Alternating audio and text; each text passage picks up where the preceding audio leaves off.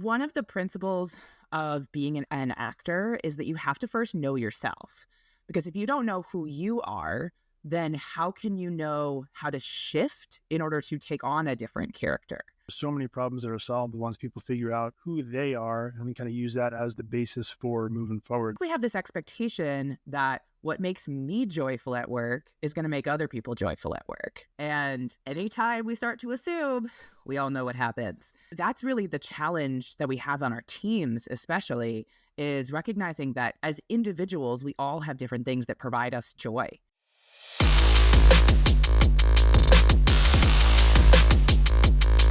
Happy birthday to you. What's up, everyone? Welcome back to the No Have Cakes podcast. My name is Jim Sabellico, and I am super excited to have you here with me today. We have a guest with us who I'm going to bring on in just a minute, who's going to talk a lot about teamwork and culture and joy. And I mean, to be honest with you, I don't know what we're going to talk about, but this is someone who has dedicated so much of their life to building joy and bringing this out of people and really just creating that culture of happiness. And for me, it's something that resonates so deeply with me because I enjoy that aspect of success. To me, being joyful is one of the key metrics of what successful life looks and feels like, where it's not work that you have to go through and endure the day, but it's someplace that you actually enjoy being because you're surrounded by people who are on the same mission, who are, called to the same purpose.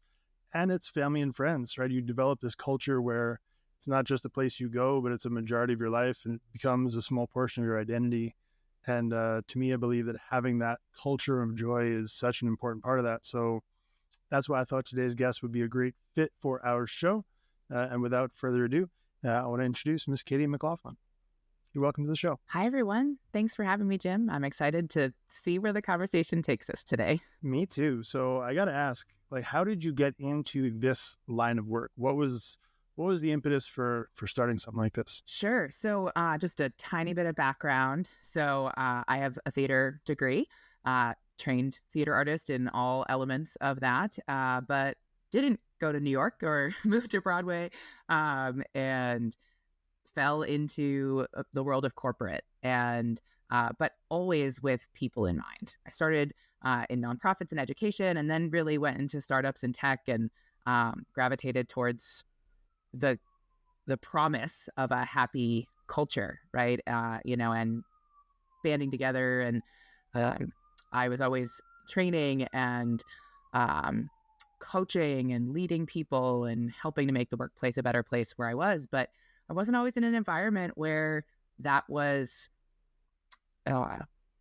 really appreciated or really lived as this is going to be a place where we take care of our people in all kind of aspects, right, and that we do great work without draining our people completely, right?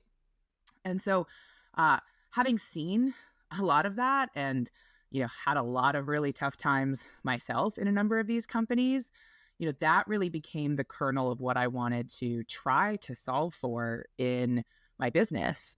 And I knew one of the things that gave me a little bit of a leg up in terms of connecting with people, especially on a human level, was my theater background. And, the training that I had to go through as an artist in order to think about creating a role.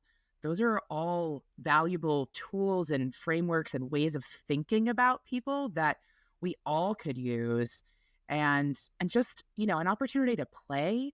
When I work virtually with folks on, whatever video platform we're doing, but one of the first things I tell people to do is raise your arms up in the air, because we never do that, right? So that's, I guess, a little bit of why I decided to kind of go into business for myself and try to make a difference.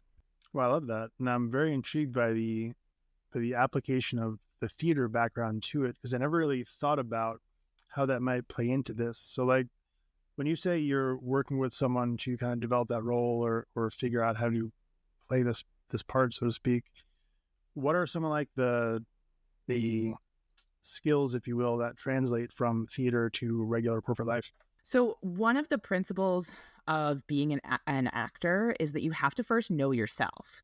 Because if you don't know who you are, then how can you know how to shift in order to take on a different character, right? And so I often focus with my clients on looking inward first. Start with yourself, right? What are my default ways of being in the world? And that could be physicality, is a lot of things we do as an actor, right? How physically do I show up?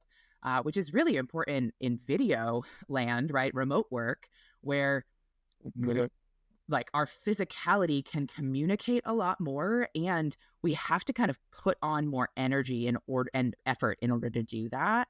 And then the other piece of that is like, what are some of my emotional defaults? How would I respond in a particular situation? And is that default response in alignment with the relationship that I'm trying to create and cultivate in the workplace, especially? And so if it's not, then okay, let's do some work on how can I identify what that like new response is that I want to have, when someone snaps at me in the workplace, right? Common trigger, often response is to either shut down or snap right back, right? And neither of those things is really a leaning in motion, And so what are the circumstances that I have to create for myself in order to try to like lean in and not just internalize that reaction as being wholly and 100% about me, when it's often 95% about the other person. Yeah, that's pretty fair. I love that you start with the authentic self part, because that I believe in that 100%. I think there are so many problems that are solved once people figure out who they are and then kind of use that as the basis for moving forward. So the way you said that, I think was really amazing. I'm curious, in this experience, right, because you've been doing this kind of a long time, what are some of the things that most people find that like holds them back from that? Is it just the first initial breakthrough when they figure out who they really are, or are there some other things that really commonly hold people back from experiencing what joy in a team looks like? So it's definitely complicated, I would say, and there's only so much we actually have control over. So I'm a big proponent of therapy and mental health work. I think actually the world would be a better place if everybody went to therapy and got a hug. I agree. And, while my work is not therapy, it can be healing, right? And can be therapeutic. But one of the things I learned in my own journey was the importance of focusing on what can I control and what can't I control. And really actually writing it out, drawing the line, and trying to cultivate an awareness of there's maybe more things in my control than I think there are. Like I can control whether or not I, choose to engage with people at work that are triggering for me, right? Or I could choose to ask for help. Now, there's lots of other reasons why it doesn't feel like we have that control, right? Asking for help. There's all these fears and worries of, if I ask for help, what's somebody else's reaction going to be? Right. And we can't control that, And so, it's just, I've found that it's really important that we really start there.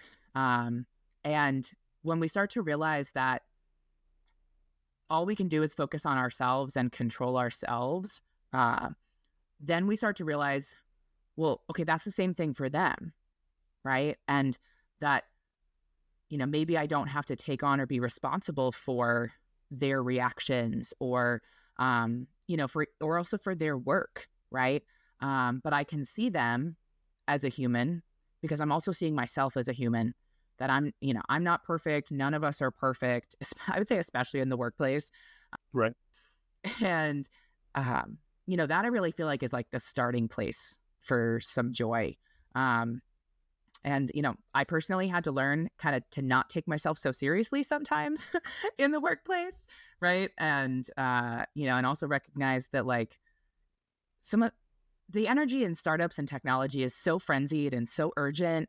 And it can feel like life or death. And it's not, right? And so I think that like we got to lower the stakes in a lot more of these interactions at work. And I think we'll start having more fun if everything doesn't feel like an emergency. Yeah, I agree. I think that's such a common problem where everyone puts so much urgency on these things that are right in front of us. And I think a lot of people also forget how non-guaranteed tomorrow is when we say, hey, the most important thing for me right now is to make sure that we hit this metric or we hit this KPI, and they forget like they're dedicating all of their energy to this, whereas they forget they are a real human on the outside with like real world stuff going on where they may not even get to be here tomorrow to see if that thing plays out. Totally. And, you know, we also take that for granted in our people too, right? Our workplace culture right now is still being so impacted by the expectation of like people as like finite resources that like, oh, every single person has the same amount of capacity. And so if we have 12 people, then we should be able to get X amount of work done. Right. Right. And we're messy, right? You know, we're not cogs in a machine. And we don't account for that enough in like life happens all the time, all around us. And we have to recognize that it's happening for us, and especially it's happening for others in the workplace too. Yeah. And you can't even get that same level of output from the same person every day. Right. So that's such a hard part. Like as someone who manages a lot of people, there is a really, there's an urge to want to say, all right, you know, to do the math, we've got X amount of people, each person works 8 hours a day. This is how much we can output. But when you factor the joy level into it, if you look at, right, someone's joy meter and how much they're enjoying their work and how much effort they're really putting in, that 8 hours that you might have might only be 2 hours of constructive output if they're really dragging butt through it. Or if they're really motivated and love it, they could put 12 hours work into that 8. Right? Do you think that's kind of fair math? Yeah, absolutely. Well, and I think we have this expectation that what makes me joyful at work is going to make other people joyful at work. Right? And anytime we start to assume, we all know what happens. Right? And so, you know, that's really the challenge that we have on our teams, especially, is recognizing that as individuals, we all have different things that provide us joy. And so where can we, and I think this is really part of a leader's job, right, is to understand I've got this beautiful like array of people who work for me, and how can I help all of them to live in more joyful moments at work? And maybe that means that I'm not just giving a blanket instruction to the entire team, right? But it's going to be in service to the broader team goals. We'll all get more done if we feel more engaged with each other, if we're finding joy both in the work that we do and in each other, right? So that way, when things are hard, when we do have to do tough work, we've got somebody who's also helping to cheer us on, even if we're in the trenches. Yeah, I love that. And I think that's such an important metric to, if we're going to talk about managers and metrics, right? That's such an important metric to look at is, what is the joy level of my team? And I think, you know, you said it so well that people who are full of joy, it's such a better environment to work in. And, you know, when you're looking at, hey, how do I get the most out of my team, instead of figuring out how do I push all these people in one direction, I think being able to take a step back and look at them as individuals and figure out what is joy for this person, what's joy for Jeff, what's joy for Bob, what's joy for Joanne, like what does joy look like for these individual people, and taking sort of a step back from wanting to just push and drive toward these goals, but be like, hey, how does the individual person fit into this? And look at, hey, how can I best support you to be the best version of you? Because not only are you going to have happier people who work there longer, but then you've got more productivity, right? So it's like this positive cycle that comes in when you take a step back from hitting your KPIs and actually taking care of your people. Yeah, absolutely. And it's not, what I think that people think about is that, oh man, it's just going to take more time to do that, right? But we're actually taking more time and drumming up more of the like stress chemicals in coursing through our brains and our bodies that are going to also prevent us from hitting those goals. And so if we slow down, then we can speed up, and we're speeding up together. We're running this race together, rather than we're each individuals trying to compete. It's like, the Olympics. We had the Olympics this summer, right? It's a team sport. It's not an individual sport. Yeah. And I mean, there's also like a very tangible effect of if you don't help these people be the best versions of themselves, either they're going to sit there and they're going to give you that 2 hours of output in an 8-hour day, or they're going to quit and you're going to have to start from scratch and train someone new.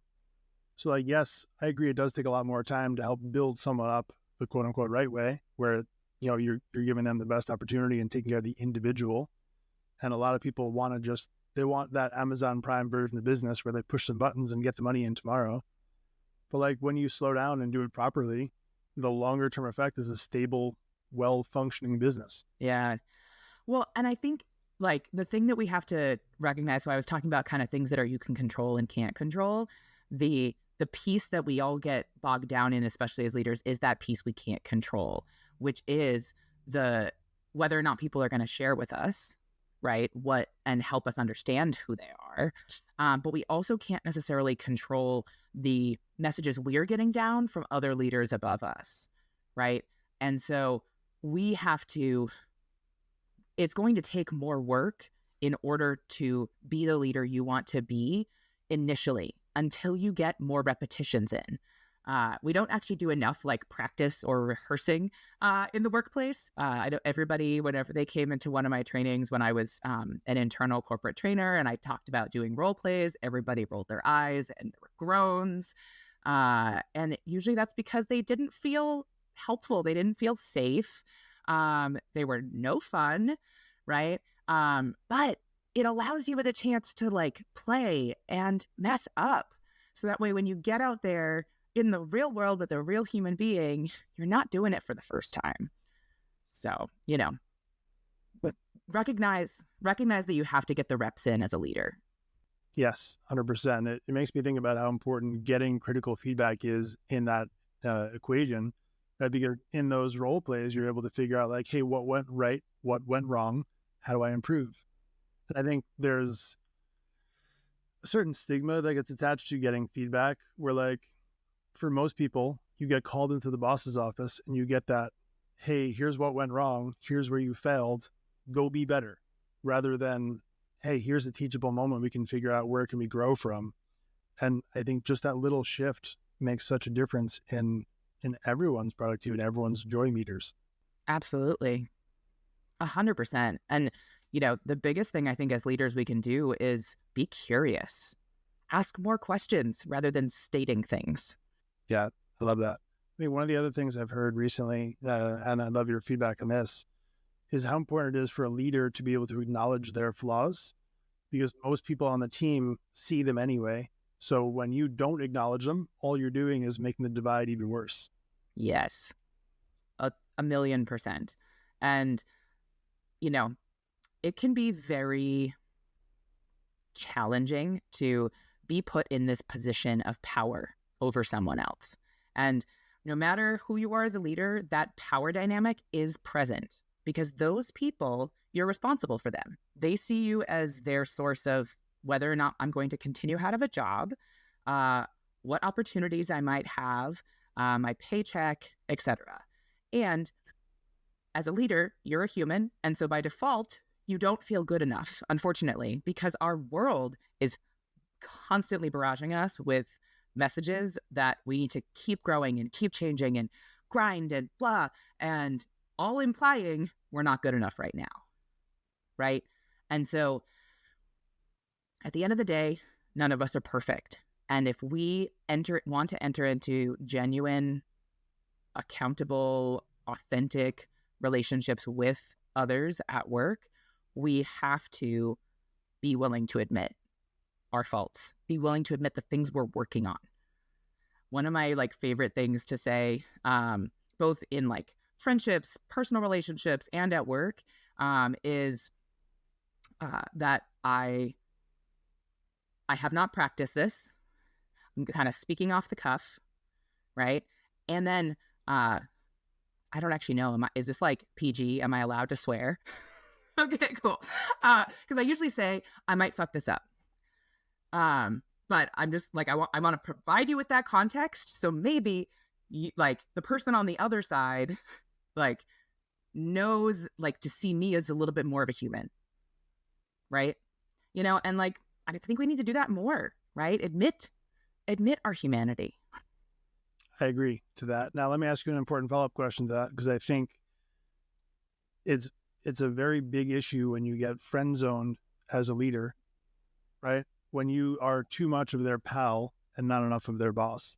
So talk to me about like, how do you manage that definition of, I want to build camaraderie, I want to be alongside you, but at a certain point, when it hits the fan, I need you to understand that what I say goes.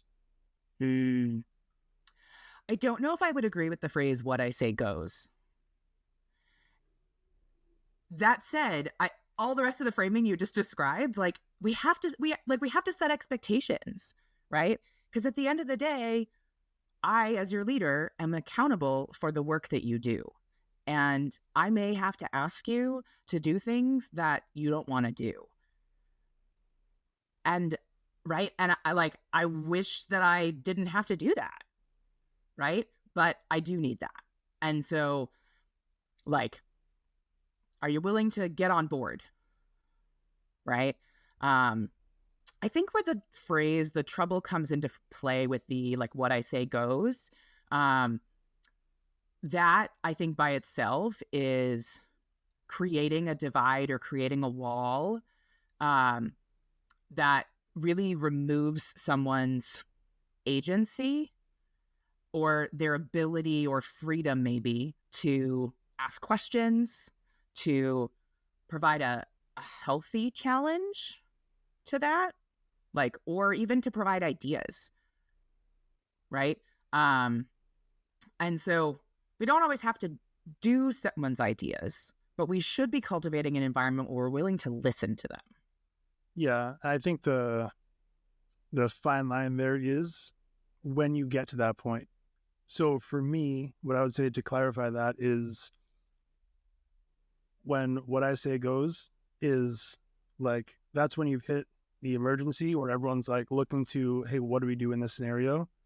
By no means the default, right? There should be a healthy amount of conversation in, hey, here's my vision. I want to hear yours. And I want to, right? Like everyone should have a voice in that, right? But I think that there does need to be a healthy point when everyone's looking around for, oh crap, what do we do?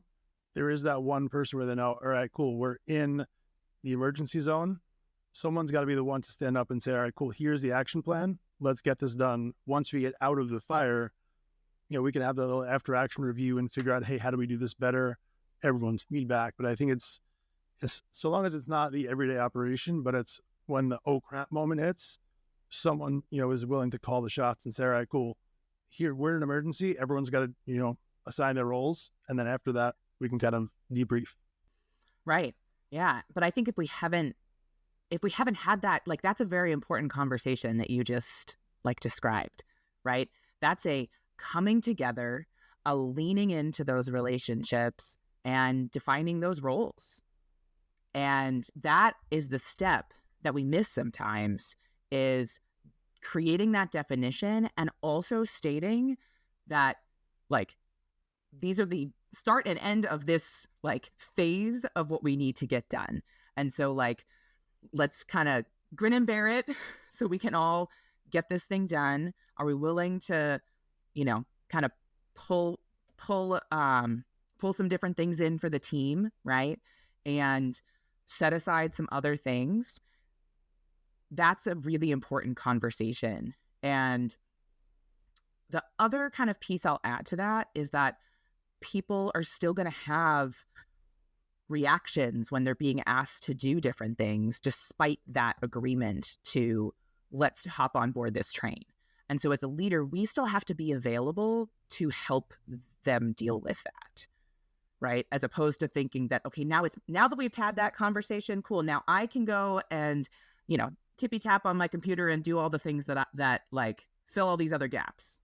Nope, still got to lead, still got to coach people, still got to, help people remove blockers, even if that blocker is themselves, right? And their way they're seeing something. 100%. I think most people, when they are kind of starting out, when they envision a leader, they envision that someone who's basically just calling the shots and deciding where the business goes. But I think anyone who's had any level of leadership experience understands 90% of your time is dealing with people. It's the interpersonal skills where it's the conversations and figuring out like, the higher you get in this game, the more you act as a psychologist for the people in your team, and you're putting out the everyday fires that almost have nothing to do with your business itself. 100%, 100%. And unfortunately, I see too many leaders not making time for that in their schedule, right?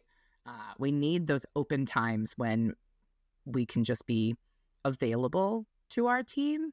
So that way it doesn't have to feel like the only time I get to talk to you is these 30 minutes once a week or in front of all of these people in our team.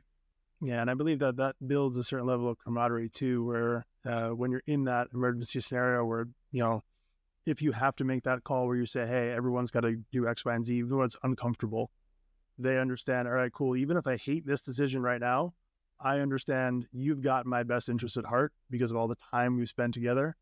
You've got to bat for me. I'm willing to go bat for you, right? And we'll get through this and we'll have the conversation because we're on the same page. And I think a lot of people miss that rapport building, that team building, right? First, and they assume that because I am the boss, you are my employee, you are just going to listen to me and do whatever I say, right? They forget that part where like there's level of respect you have to build. And sometimes, yeah, you've got to be their buddy, you've got to be their friend, but know when to draw the line and, still maintain that boundary. Right. Absolutely. And, and name it, right? Like, this isn't comfortable for either of us, maybe, right? But like, let's see if we can find a happy medium here where we can both be in agreement, willing to, step in, at least for the time being, right? And like, we're all rowing in the same direction. I agree. So let me ask you this. Has there in your journey been a leader in your life that you respected? Like a job you worked for and there was one person who you got a lot out of where you said, I admire that character. I want to sort of remember that and do that same sort of thing? 100%. I whenever asked a question like that, I think of this one leader of mine who, now, I'll be honest, I stepped into a role where I wasn't 100% sure that I was the best candidate for the job. And so I was starting with, some hesitancy, some feeling like maybe I needed to prove myself while also questioning, and doubting myself. And, one of the things that really I found so valuable about this leader was that he listened quite a bit. And we also took time in our, kind of one-on-ones to have these more kind of dream, like scape kind of conversations, these like brainstorming, kind of idealistic things that helped us to make sure we were on the same page around how we viewed, this department. It was also as part of customer service. And so like, how do we view customer service and what that customer experience is? And, the fact that like he approached that as interested in knowing what I had to say really cultivated this relationship of trust and of feeling valued, right? And so when I was struggling with something, whether that was my workload or potentially a relationship with someone, or how to approach something that maybe it was a little bit of a stretch for me, I felt then that I could go to him because I knew that he already had some modicum of respect for me based on just those conversations. And all of those conversations were largely, many of them were at the beginning of our relationship together while we're trying to understand how are we both viewing this workplace and this thing we're trying to do. And then we were able to continue to build on that.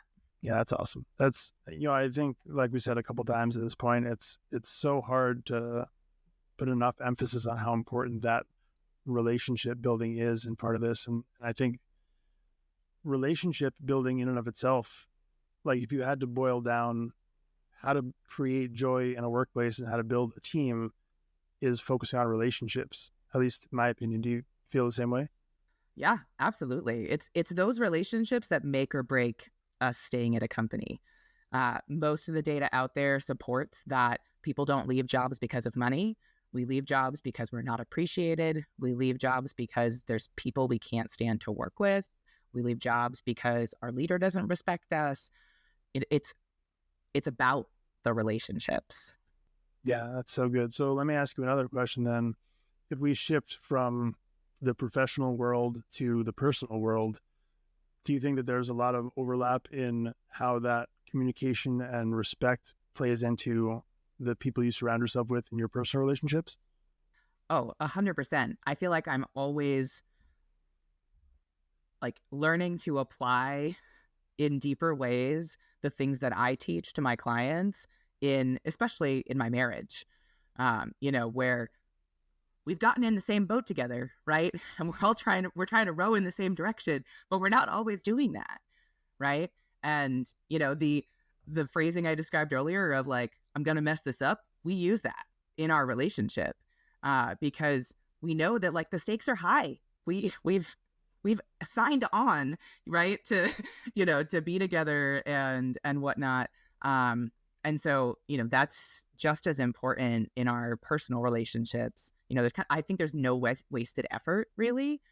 Anytime we're practicing these relationship skills, we can apply them all over. And I'm really passionate about applying them to the workplace because when we leave work happy, fulfilled, energized, or at least content, right? We don't all even leave content or satisfied. Many of us leave burnt out, frustrated, triggered, exhausted. And then we enter into our family lives and our friendships. And then we're just bringing all that energy in, right? Dump in the dump truck, and then we're probably not very good contributors to our community and to our society. And so this ripple effect is what I'm trying to help impact as well. Right. Because especially then you repeat the cycle again tomorrow when you feel unfulfilled at home because you had a crappy day at work, then you have a crappy day at home, and then you wake up again and you go to work again feeling crappy because you had a crappy day yesterday. It builds a cycle of negativity. So I think, like the work you're doing is so important to break that and give people an opportunity to come at it a different way where work and life are integrated in such a point where you have joy in both and they both play off of each other, not this cycle of negativity. Right. Yeah. And, we're seeing more and more people are wanting that, right? We're seeing that employees and especially like younger generations, they're really kind of demanding, this autonomy and the ability to be my own person, right? And let whatever flags that I fly, fly, and be that, unique individual. And then like if we can feel comfortable doing that at work and at home, we can feel more complete and satisfied, as humans. Yeah, I agree. How much of that do you think has shifted since we all had a work from home 2020 style where there was a very different culture, I feel like, before that. After, seems everyone has put a greater emphasis on the personal side of things and letting their flag fly. Right.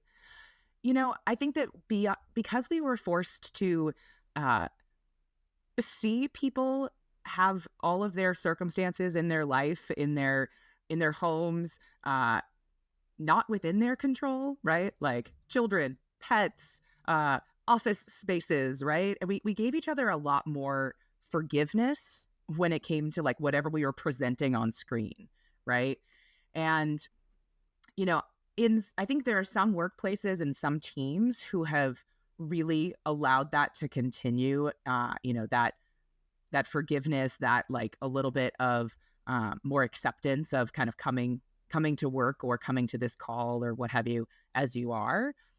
But I'm also seeing this like pendulum swing in the other direction too, where lately I've been hearing more and more stories from leaders and from employees feeling like we kind of went all the way back. And now there's kind of more of those like demands for going into the office. People are really afraid of that they're going to lose some of the flexibility that they really need and have enjoyed for their work schedule and integrating their life and taking care of, families and relationships outside of work. And so we're in this really interesting time where there's a bit of both happening. And I'm curious to see if one of them wins out, or if we're trying to just kind of coexist, where there's some workplaces that have figured out how to be more accepting, or if we're going to have some that are really going to drag their heels and not. Yeah, I think if I had to guess, it's going to shift back more toward people with a little bit of freedom to kind of live their life and let it align with work. I think that there's been sort of a last-ditch effort to grab people back into the office, and that's been primarily the old school leaders and managers who never really actually led people. They just babysat them and made sure that they did the thing at their desk for 8 hours a day, not led them in any way and trusted them. To me, I feel like if you've built a proper team and you trust the people on that team, I don't need to see you every day to know that you're doing the thing, because our mission is aligned. Like, I know that for you, it behooves you to do the thing because it moves your life forward just the same as it moves mine. And, I think a lot of that, at least from what I see, is the old school mentality that wasn't brought up that way and doesn't see the actual effect that it has. And I believe conversations like these are going to start to continue to shift that forward, where people realize, hey, maybe that's not the right way to do it. And I think also people wake up to realize showing up at a job like that every day and having it be soul sucking is not the way you want to spend your life. For sure. And, so why stay, right? If that's what continues to be expected of you. There are places, and I would also say specifically leaders, right? It's not just, do you work at a place that does this, but also does your leader cultivate that in the team as well? Yeah. I think a large part of that I would have to assume here is people who have attached too much of their identity to that workplace, where they don't know their authentic self, right? So for them to leave that job means they're losing everything they know, right? Because they don't know who they are without that part in their life. Yeah. And honestly, I think that's what makes a lot of leaders struggle too, right? Is this fear of like, what is my identity? And if I were to kind of downshift out of this like professional veneer and controlling space, do I provide any value, to the workplace? And,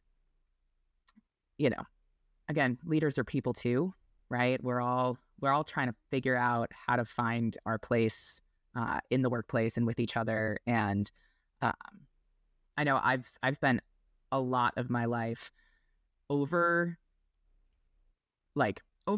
interpreting my value through the workplace and through the work that I do and how people at work around me view me. And that was not remotely healthy for me at all.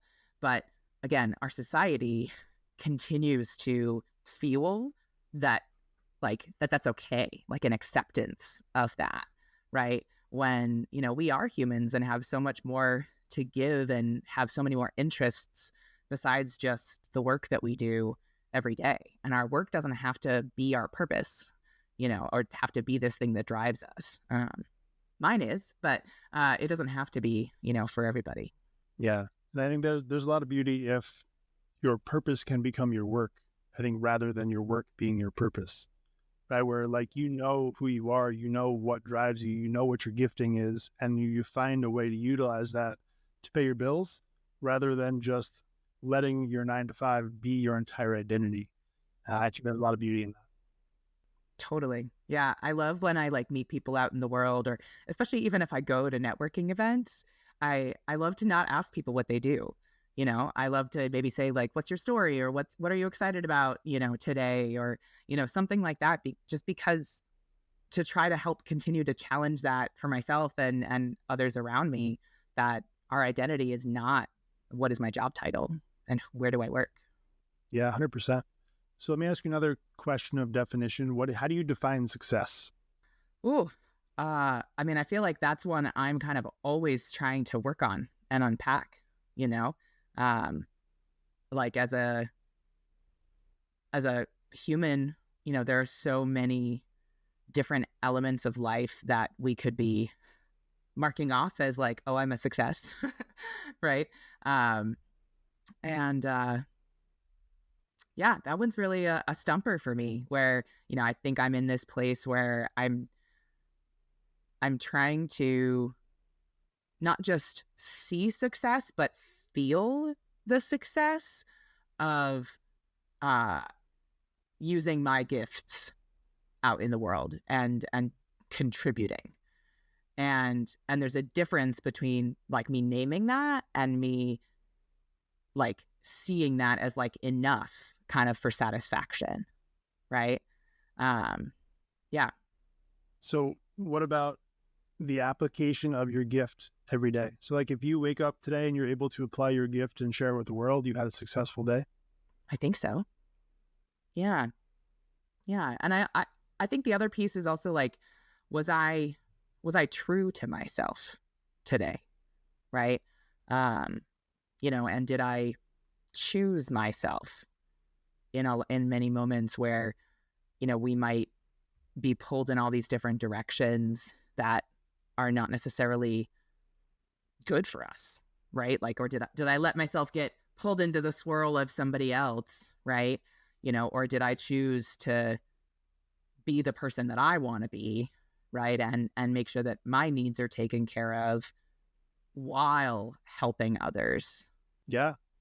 You talked before a lot about what we can control versus what we can't.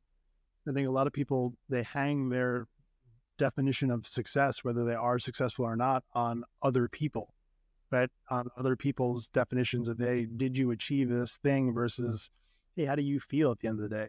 Do you feel like you operated in your gift and you feel like, you know, you were the best version of you today? Then consider that a success rather than like this destination or this house or this car or this bank account. So yeah, I think you're on a pretty good path there. Thanks. You know, I'm a work in progress too, you know, and, you know, the external validation is still something that is appreciated, right?